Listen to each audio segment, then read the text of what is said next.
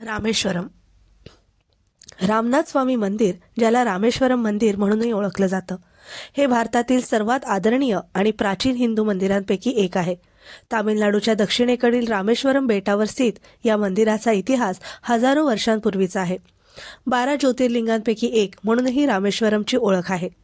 रामेश्वरम हे असे ठिकाण आहे जिथे भगवान रामाने रावणाच्या विरुद्ध महाकाय लढाई सुरू करण्यापूर्वी भगवान शिवशंकराचे आशीर्वाद आणि मार्गदर्शन मागून भगवान शिवाची पूजा केली असं मानलं जातं.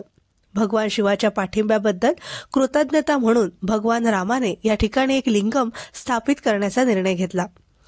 रामेश्वरम मंदिराच्या इतिहासातील सर्वात प्रमुख वैशिष्ट्यांपैकी एक म्हणजे लंकेला जाण्यासाठी भगवान रामाने बांधलेला एक पौराणिक पूल, सेतू, समुद्रमशी त्याचा संबंध आहे. ॲडम्स ब्रिज किंवा रामाचा ब्रिज म्हणून ओळखला जाणारा हा पूल भगवान रामाच्या वानरांच्या सैन्याने समुद्र पार करून लंकेत जाण्यासाठी बांधला होता असं मानलं जातं.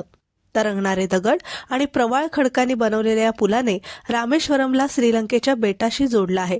ही एक नैसर्गिक रचना आहे जी काही हिंदू भक्तांच्या मते भगवान रामाने बांधलेल्या पुलाचे अवशेष आहेत. या पुलाच्या अस्तित्वावर असलेल्या विश्वासाने यात्रेकरू आणि पर्यटकांना शतकानुशतके रामेश्वरमकडे आकर्षित केले आहे.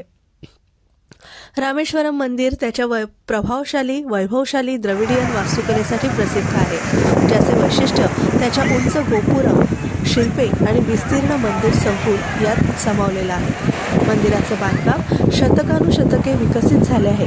विविध शासक आणि राजवंशांनी त्याच्या भव्यतेमध्ये योगदान दिले आहे.